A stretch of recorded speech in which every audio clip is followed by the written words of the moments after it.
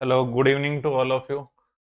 आज हम डिस्कस करेंगे आज के न्यूज़पेपर के अंदर और पीआईबी के अंदर सुजस के अंदर सबसे इम्पोर्टेंट टॉपिक कौन से हैं हमारे एग्जाम पॉइंट ऑफ व्यू से, आरपीएससी और अधीनस्थ बोर्ड के हिसाब से। आज के न्यूज़पेपर में कुछ ज्यादा इंपॉर्टेंट तो है नहीं। सबसे ज्यादा इंपॉर्टेंट जो चीज मेरे को लगी, मैं उसको सबसे ज्यादा अच्छे से डिटेल में डिस्कस करूंगा। आज क्या है, नोटिफिकेशन आया है इसका एमजी नरेगा की मॉडिफाइड जो स्कीम बनी है उसका क्लियर नोटिफिकेशन आया है। तो हम आज के सेशन के अंदर क्या एमजी नरेगा की जो मॉडिफाइड स्कीम है उसके बारे में कंप्लीट डिस्कशन करेंगे। ठीक है। विकसित भारत जी राम जी बिल अब एक्ट बन चुका है। इस सेशन के अंदर दो बिल एक्ट बने हैं। उन दोनों बिल को स्कीम को हम डिटेल में डिस्कस करेंगे। एक तो विकसित भारत जी राम जी बिल जो एमजी नरेगा मॉडिफाइड वर्जन है। एमजी नरेगा की नई स्कीम जो है विकसित भारत जी राम जी, उसको हम डिस्कस करेंगे इस सेशन के अंदर कंप्लीट। जो ओरिजिनल डॉक्यूमेंट है उससे डिस्कस करेंगे हम। तो सबसे पहली बात तो है विकसित भारत जी राम जी बिल के इसके अंदर मेन ऑब्जेक्टिव क्या है। इसके अंदर सबसे बड़ी बात क्या है, विकसित भारत जी राम जी के अंदर हमें क्या देखने को मिलेगा।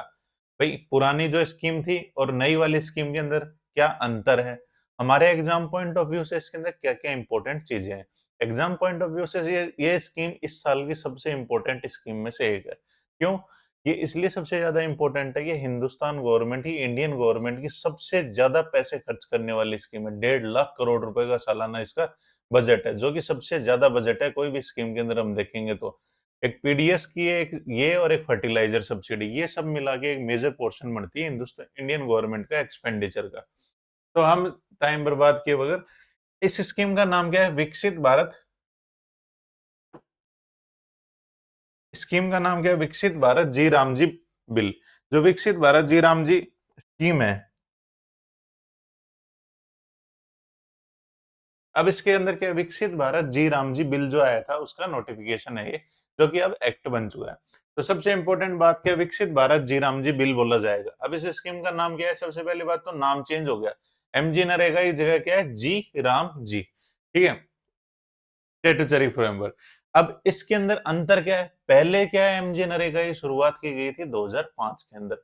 एमजी नरेगा की जब शुरुआत की गई थी तो उसका उद्देश्य था रूरल एरिया के अंदर एम्प्लॉयमेंट जनरेट करना, देश के अंदर से गरीबी को दूर करना।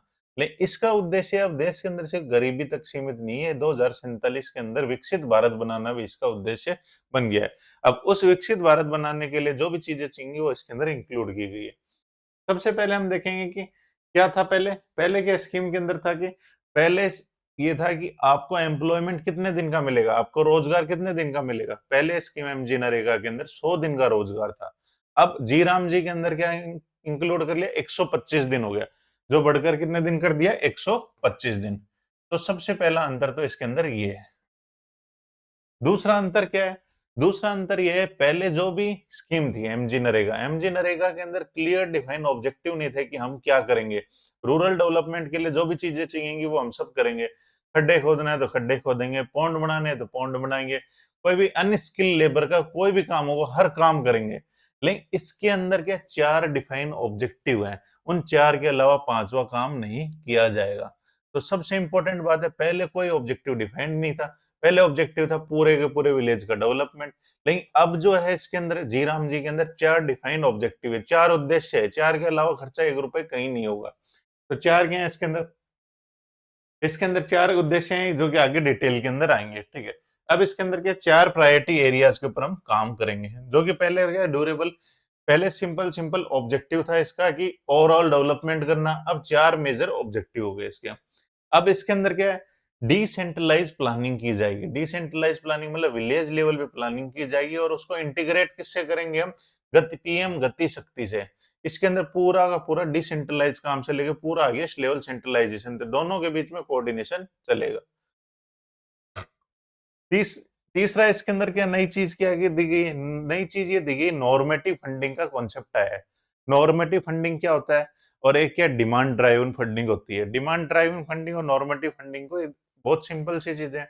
डिमांड ड्राइवन क्या होता है, जितनी जरूरत होगी उतना ही रोजगार जनरेट कर देंगे, कोई लिमिट नहीं है। ठीक है।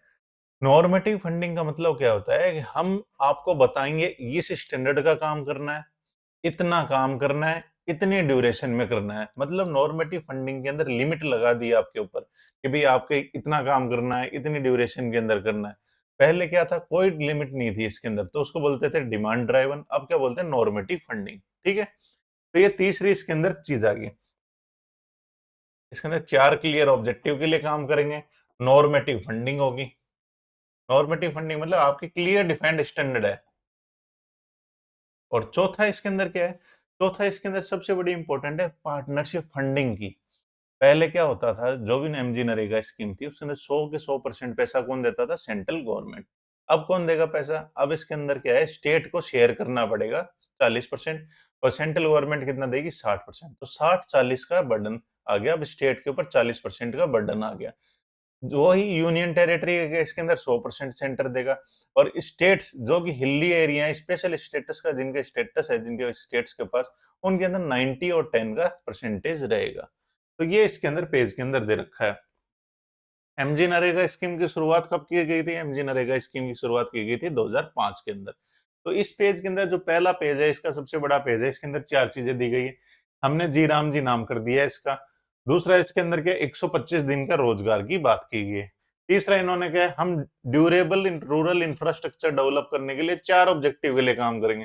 पहले कोई क्लियर ऑब्जेक्टिव नहीं थे, अब क्लियर ऑब्जेक्टिव हो गए। ये 4 याद रखना, आपसे 4 पूछेगा कि 4 आगे डिटेल में दे रखे हैं। फिर बाद में क्या, डिसेंट्रलाइज प्लानिंग ग्राम पंचायत के थ्रू की जाएगी, और विकसित भारत रूरल इंफ्रास्ट्रक्चर स्टेक बनाया जाएगा। अब विकसित भारत रूरल इंफ्रास्ट्रक्चर स्टेक है क्या चीज, ये इसके अंदर बनाया जाएगा।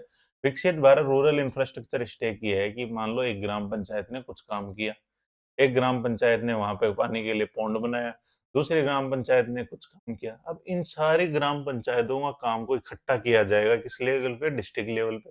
डिस्ट्रिक्ट लेवल के सारे काम इकट्ठे किए जाएंगे स्टेट लेवल पे, और पूरे स्टेट्स लेवल का काम इकट्ठे किए जाएंगे सेंट्रल लेवल पे, और ये सारा डाटाबेस कहलाएगा स्टेक।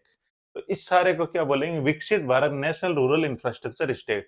इसके अंदर सारे ग्राम पंचायत के अंदर क्या क्या काम हुआ है, एमजी नरेगा की सारी डिटेल रहेगी। तो आप एक क्लिक के ऊपर देख सकते हैं हमारे गांव पंचायत में क्या काम हुआ है इस साल के अंदर। एक चौथा है इसके अंदर क्या, फंडिंग का पैटर्न। फंडिंग का पैटर्न जो पहले सेंटर 100% करता था, अब सेंटर क्या करेगा, फंडिंग शेयर करेगा किसके साथ, स्टेट के साथ। कितनी, नॉर्मल स्टेट्स के केस के अंदर 60-40, स्पेशल कैटेगरी स्टेटस के अंदर 90-10, और यूनियन टेरिटरी के केस के अंदर 100% सेंटर देगा। ये एमजी नरेगा की शुरुआत कब हुई थी, 2005 के अंदर। तो पहले पेज के अंदर ये 5-6 चीजें इंपॉर्टेंट है। अब ये बोल रहा है विकसित भारत जो M G Ram ji scheme है, विकसित भारत जी राम जी जो स्कीम है, इसके अंदर हम डिटेल में पढ़ते हैं। तो सबसे पहले विकसित भारत जी राम जी किसको रिप्लेस करेगा, एमजी नरेगा को। किसको रिप्लेस करेगा, एमजी नरेगा को। दूसरा इसके अंदर क्या करेगा, इन 125 दिन का ये रोजगार देगा। कितने दिन का रोजगार देगा, 125 दिन का। तीसरा क्या करेगा, focus nature of work. 4 priority areas है, मैंने कहा 4 प्रायोरिटी एरियाज आपको रटे हुए होने चाहिए। किसके लिए काम करेगा, एक पहला वाटर सिक्योरिटी, मतलब पानी के लिए काम करेगा। यदि आपको याद हो तो जल जीवन मिशन चल रहा है सेंट्रल गवर्नमेंट का, तो सरकार चाह रही है जो जल जीवन मिशन के अंदर रूरल इंफ्रास्ट्रक्चर डेवलप वो एमजी नरेगा के थ्रू किया जाए। तो वाटर सिक्योरिटी का जो भी काम होगा एमजी नरेगा के थ्रू किया जाएगा। तो पहला इसके अंदर कंपोनेंट हो गया वाटर सिक्योरिटी, मतलब आम आदमी को पानी तो मिलना चाहिए। दूसरा क्या है, रूरल इंफ्रास्ट्रक्चर। रूरल एरिया के अंदर मान लो कोई इंफ्रास्ट्रक्चर डेवलप करनी है, पंचायत भवन डेवलप करना है आपको, कोई बावड़ी डेवलप करनी है, कोई भी स्कूल के अंदर कुछ काम कराना है, कोई भी सामुदायिक केंद्र के अंदर कुछ काम कराना है, तो ये सारे रूरल इंफ्रास्ट्रक्चर से रिलेटेड काम किसके अंदर किए जाएंगे, एमजी नरेगा के अंदर। तो दूसरा कंपोनेंट हो गया रूरल इंफ्रास्ट्रक्चर का, आधारभूत संरचनाएं जो ये ग्रामीण क्षेत्र के अंदर की जाएंगी। तीसरा क्या है, लाइवलीहुड इंफ्रास्ट्रक्चर, लाइवलीहुड क्रिएट करने के लिए इंफ्रास्ट्रक्चर। लाइवलीहुड क्या होता है, आजीविका। आजीविका के लिए क्या इंफ्रास्ट्रक्चर, मतलब कृषि के लिए कोई आपने इंफ्रास्ट्रक्चर डेवलप कर लिया। एग्जाम्पल, आप एक कोल्ड स्टोरेज डेवलप कर रहे हो, या फिर आप स्टोरेज डेवलप कर रहे हो, या फिर कोई कृषि विपणन मंडी के लिए काम कर रहे हो, ये सारे काम इसके अंदर किए जाएंगे। तो लाइवलीहुड इंफ्रास्ट्रक्चर। चौथा क्या, क्लाइमेट रेजिलेंस। आज की डेट के अंदर सबसे बड़ी समस्या क्या आ रही है, क्लाइमेट चेंज हो रहा है। क्लाइमेट चेंज का सबसे बड़ा एग्जांपल है दिल्ली के अंदर क्या हो रहा है, पॉल्यूशन। तो पहले 1 महीने से सीवर कैटेगरी के अंदर पॉल्यूशन है। तो इन चीजों की हालत और आगे जाके नहीं वो बदतर हो, इसके लिए सरकार कह रही है क्लाइमेट चेंज के लिए भी इसके अंदर काम करेगी। कहाँ पे लेवल पे, ग्रामीण लेवल पे, एमजी नरेगा। तो एमजी नरेगा के अंदर 4 मेजर काम हुए, एक तो पानी से रिलेटेड, रूरल इंफ्रास्ट्रक्चर से रिलेटेड, लाइवलीहुड इंफ्रास्ट्रक्चर से रिलेटेड, क्लाइमेट चेंज के लिए। तो ये आपको रटे हुए होने चाहिए, कोई भी कथन के अंदर आ सकता है, ये काम होगा, ये काम होगा, ये काम, इनमें से कौन सा काम नहीं होगा, ये पूछ सकता है। Focus on nature of the work वगैरह। अब इसके अंदर कह रहा है नेक्स्ट प्लानिंग कैसे की जाएगी, ग्रामीण लेवल पे प्लानिंग की जाएगी और उसको इंटीग्रेट किसके साथ की जाएगी, पीएम गति शक्ति के साथ। ठीक है, planning with the national integration, विकसित ग्राम पंचायत प्लान बनाया जाएगा। हर चीज के आगे विकसित लगाना है, विकसित यदि ऑप्शन में दिख रहा है तो आपका काम हो गया। National special platform, national special platform वही इंटीग्रेटेड एक स्टैक बनाया जाएगा नेशनल नेशनल लेवल पे। ठीक है, सपोर्ट टू एग्रीकल्चर। अब इसके अंदर एक मेजर इंपॉर्टेंट जो आपको कहीं नहीं देखने मिलेगी, क्या, जब भी हमारी एग्रीकल्चर के ड्यूरेशन होती है, मान लो कटाई का सीजन है या बुआई का सीजन है, उन 60 दिनों के अंदर किसी को रोजगार नहीं दिया जाएगा।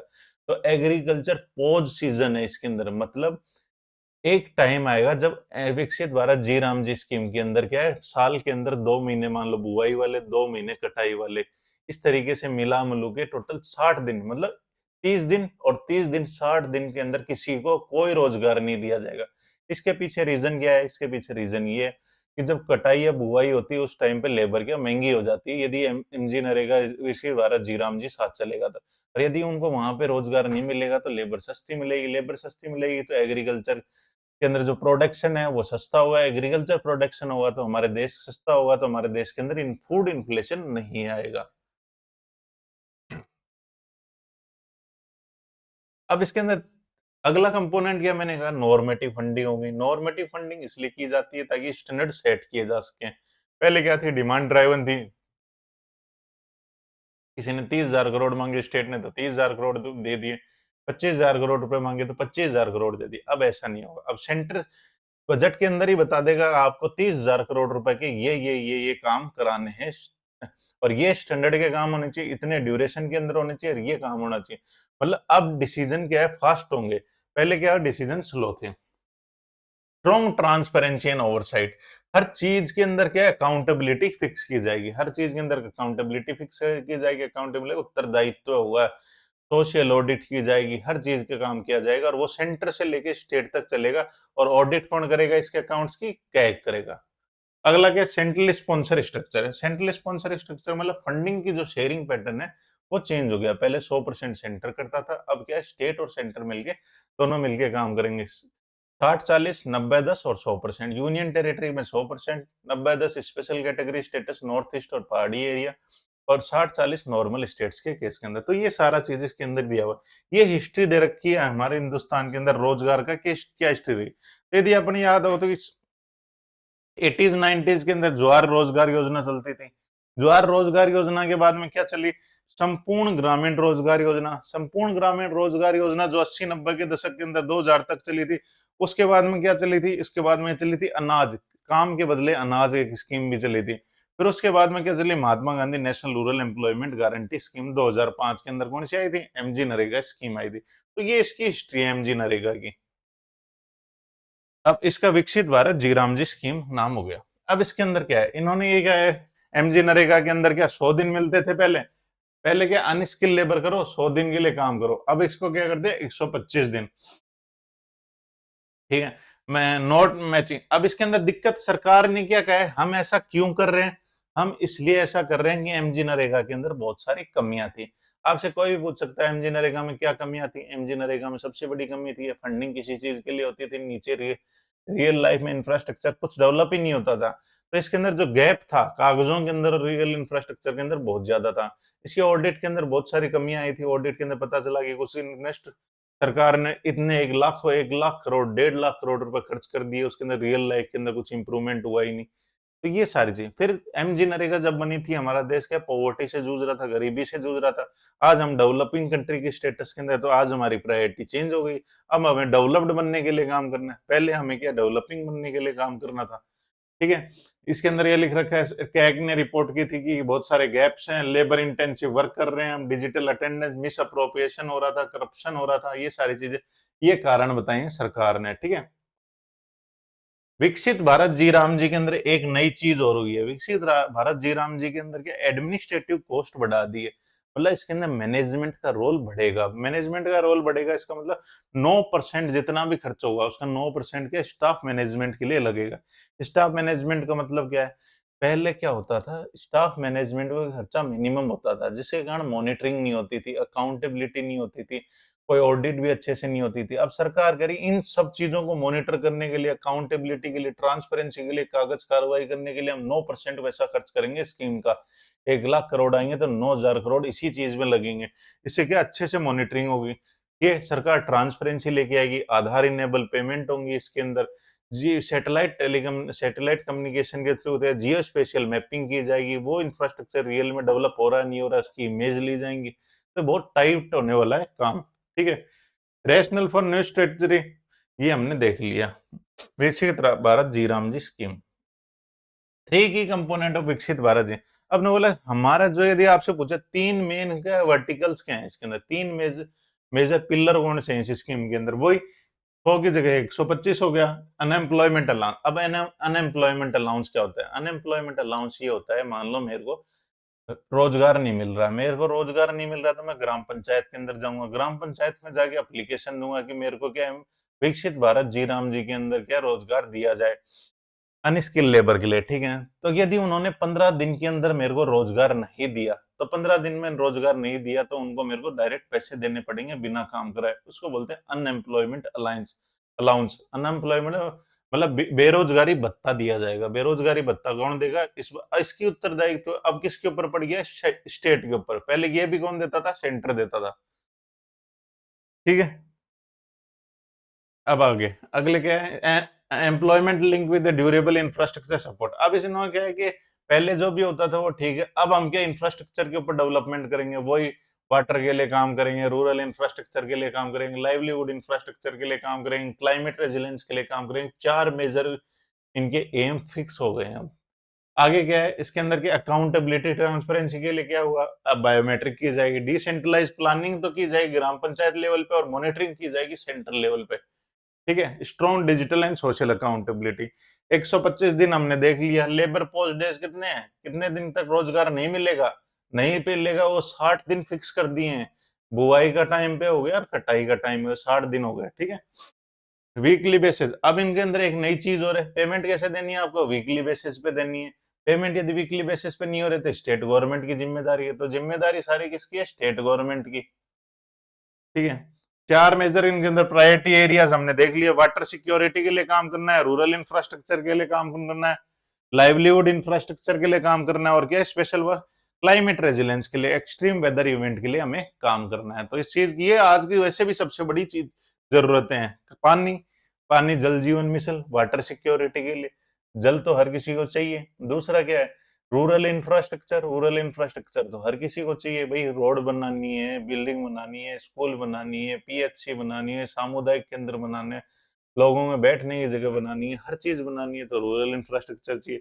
रूरल लाइवलीहुड, जो वहां पर लोग रह रहे हैं उनकी आमदनी का जरिया भी होना चाहिए, सेल्फ हेल्प ग्रुप बनाएंगे अलग अलग तरीके से उनकी रूरल लाइवलीहुड। और चौथा क्या है? एक्सट्रीम वेदर इवेंट, तेज गर्मी पड़ रही है, अकाल पड़ रहा है तो उसके लिए काम करना है, सूखा पड़ रहा है, डेजर्टिफिकेशन हो रहा है, मरुस्थलीकरण हो रहा है तो उसके लिए काम करना है, ज्यादा बारिश आ गई, बाढ़ होगी तो उसके लिए भी काम होगा। हर चीज के लिए, एक्सट्रीम वेदर इवेंट के लिए इसके अंदर काम होगा। बिल्डिंग विकसित भारत रूरल इंफ्रास्ट्रक्चर स्टेक। अब ये बोला रूरल इंफ्रास्ट्रक्चर स्टेक है क्या चीज? रूरल इंफ्रास्ट्रक्चर स्टेक इसके अंदर क्या दे रखा है?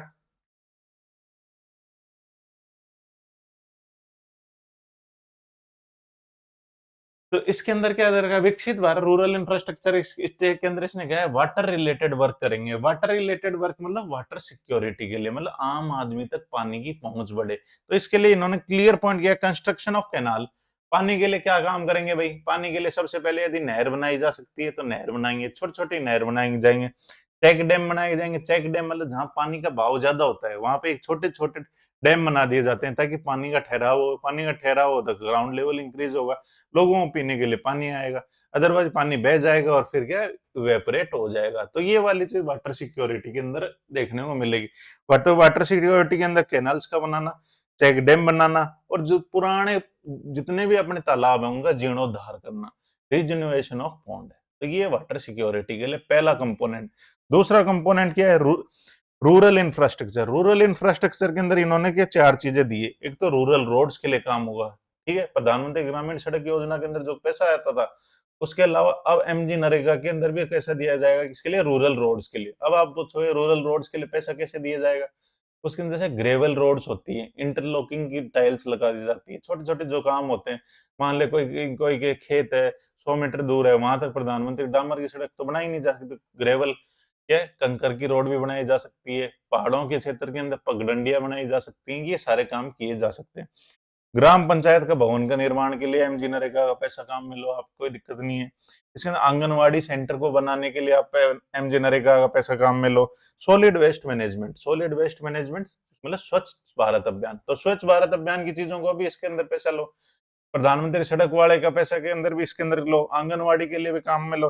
ठीक है, ग्राम पंचायत भवन, तो ये इसके अंदर रूरल इंफ्रास्ट्रक्चर के लिए काम की बात की गई है। इसके अलावा क्या, लाइवलीहुड, लाइवलीहुड मतलब आजीविका, आजीविका के लिए क्या है इसके अंदर, आजीविका के लिए रूरल हार्ट्स, रूरल हार्ट्स का मतलब क्या होता है, ग्रामीण क्षेत्रों के अंदर मेले, ग्रामीण क्षेत्रों के अंदर मेले लगा के उनकी आजीविका के साधन की मार्केटिंग करना, या फिर ग्रामीण क्षेत्र के अंदर मार्केट डेवलप करना, 5-10 दुकानें ऐसी डेवलप कर देना जहाँ पे वहां के लोग वहां पे अपनी चीजों को बेच सकें। उसके अलावा क्या, फूड ग्रेन स्टोरेज, अगला क्या, फूड ग्रेन स्टोरेज के लिए, लाइवलीहुड के लिए फूड ग्रेन स्टोरेज बनाए जाएंगे। हर ग्राम पंचायत लेवल पे यदि अपना अनाज स्टोर करने की फैसिलिटी मिल जाए तो किसानों का सबसे बड़ा फायदा क्या हुआ, अपने अनाज को उसको कम रेट के ऊपर उस टाइम पे नहीं बेचना पड़ेगा, जब रेट बढ़ेंगे स्टोर हो जाएगा, रेट बढ़ेंगे तो अपने आप बेचने को मिल जाएगा। Work work shed for self help group, self help group जितने भी डेवलप किए जाएंगे उन सबके लिए काम करने की जगह बनाई जाएंगी, ताकि उनके लोगों की आमदनी बढ़े, फिर थोड़े दिनों बाद में लखपति दीदी बन जाए, 1-1 लाख रुपए की आमदनी हो जाए। अगला क्या है, सेल्फ और डेयरी इंफ्रास्ट्रक्चर के लिए काम किया जाएगा, तो डेयरी इंफ्रास्ट्रक्चर भी डेवलप किया जाए। तो आजीविका के लिए क्या, लाइवलीहुड इंफ्रास्ट्रक्चर के लिए 4 चीजें होगी, रूरल हाट बना दिए, वाटर इन्होंने रूरल हाट बना दिए, सेल्फ हेल्प ग्रुप के बैठने के लिए ठहरने की जगह बना दी। इसके अलावा डेयरी इंफ्रास्ट्रक्चर की बात हो गई, और क्या, रूरल हाट और फूड ग्रेन स्टोरेज की बात हो गई। इसके अलावा क्या, special work for extreme weather event, extreme weather event के अंदर इन्होंने क्या किया, साइक्लोन आ जाए, फ्लड आ जाए, चक्रवात आ जाए, या फिर बाढ़ आ जाए, या फिर एम्बार्कमेंट फॉरेस्ट फायर आ जाए, या आग लग जाए, इन सब चीजों के लिए काम हुआ। तो 4 वर्टिकल्स आपको अंदर के याद करने की जरूरत नहीं है, लेकिन मेजर 4 आपको याद होने चाहिए, आपको कथन में डायरेक्ट देखने को मिल सकता है कोई भी एग्जाम के अंदर, ये 4 वर्टिकल्स हैं। इनमें से कौन सा नहीं है ये पूछ सकता है, इनमें से कौन सा है ये पूछ सकता है। अगला क्या है, Viksit Bharat national rural infrastructure stack बनाया जाएगा। नेशनल रूरल इंफ्रास्ट्रक्चर स्टेक क्या होगा, जिसके अंदर सारा जितना भी एमजी नरेगा का काम होगा वो एक डाटाबेस होगा, उसको बोलते हैं स्टेक, और उसको किसके साथ कनेक्ट कर दिया जाएगा, पीएम गति शक्ति स्कीम के साथ। अब इन्होंने क्या, एम विकसित भारत, जी राम जी और एमजी नरेगा के बीच में डिफरेंस बता रखा है। डिफरेंस आपको अब तक याद हो गया है, 125 दिन की बात है, उसमें 100 दिन की बात है। उसके अंदर के मल्टीपल लेयर के लिए काम हुआ, इसमें सिर्फ 4 एरिया के लिए काम हुआ, तो ये 4 आपको याद होने चाहिए। उसके अंदर सेंटर के अंदर अनस्किल, पहले क्या 100% सेंटर देता था पैसा, अब 60-40 का रेशियो हो गया। ठीक है, पोज, उसके अंदर कोई पोज विंडो नहीं थी, मतलब इधर बुआई हो रही है, इधर कटाई हो रही है, तो भी लोगों को काम मिलता था। उसके अंदर क्या, रूरल एरिया के अंदर वेजेस की, मजदूर नहीं मिलते थे, सस्ते मजदूर नहीं मिलते थे, तो इनके अंदर क्या महंगाई बढ़ जाती थी। अब क्या 60 दिन के लिए उनको कोई रोजगार नहीं मिलेगा, तो ऑटोमेटिक वो रूरल लेबर सस्ती हो जाएगी, तो पोज टाइम आ गया इसके अंदर 60 दिन का। और नॉर्मेटिव फंडिंग की बात है, नॉर्मेटिव फंडिंग की सीधी बात है कि हम क्लियर ऑब्जेक्टिव्स के लिए काम करेंगे, अब ऐसे ही पैसा बहाने वाले नहीं है। ठीक है, और ये इंस्टीट्यूशनल कन्वर्जेंस इंफ्रास्ट्रक्चर प्लानिंग। अब इसके अंदर क्या है, मेन चीज है कि हमने पढ़ी ली है, नॉर्मेटिव फंडिंग होगी, डिमांड बेस्ड नहीं होगा। नॉर्मेटिव फंडिंग का मैंने एक बार दोबारा बता देता हूँ, clear guideline, clear objective, timely काम, टाइम कंप्लीटेशन, ये नहीं कि अब काम चल रहा है, हो रहा है। साल की शुरुआत में बजट के अंदर इस बार देख लेना, आपको क्लियरली पता चल जाएगा इस स्टेट को इतना पैसा दिया जाएगा इंजीनियरिंग, आपको ये काम करने हैं। ठीक है, तो कुल मिला ये पावर इसके अंदर शिफ्ट हो गई है किसकी तरफ, सेंटर की तरफ, गाइडलाइन देने के लिए। तो ये 1.5 करोड़ रुपए की बात है। अब हम देख ले central sponsor scheme with the shared responsibility. ये इन्होंने क्या है, विकसित भारत जी राम जी बिल है, विकसित भारत जी राम जी, सेंट्रल एक्सपेंडिचर क्या है, की फाइनेंशियल नॉर्मेटिव एलोकेशन के सेंटर का बजट इसके अंदर कम हुआ है, और स्टेट का फंडिंग आपको ज्यादा करनी पड़ेगी। स्टेट की रेस्पॉन्सिबिलिटी क्या है, यदि आपने 15 दिन में रोजगार नहीं दिया तो एम्प्लॉयमेंट अलाउंस देने की जिम्मेदारी आपकी है। ठीक है। डिले कंपनसेशन, यदि आपने पैसा अपने शेयर का पैसा नहीं दिया, मान लो कोई स्टेट गवर्नमेंट बेचारे के पास पैसा ही नहीं है, कहाँ से देगा 40%? तो 40% मान लो मार्च में देने थे, उन्होंने अप्रैल कर दी, तो 1 महीने का जो ब्याज देगा वो कौन देगा? स्टेट गवर्नमेंट देगा। डिलेड के लिए कंपनसेट कौन करेगा? स्टेट गवर्नमेंट करेगा। State are solely responsible for the expenditure on an, state ही जिम्मेदार है, मतलब राजस्थान हो गया, उत्तर प्रदेश, उनकी जिम्मेदारी है अनएम्प्लॉयमेंट, बेरोजगारी भत्ता देने की। यदि डिले हुआ पेमेंट में तो उनको डिले के भरपाई ये करेंगे, ठीक है। और हमने देख लिया ये सारी core rural infrastructure, road connectivity, विकसित भारत जी राम जी, वो हमने देख लिया सारा का सारा। अब इसके अंदर कंक्लूजन देख लेते हैं।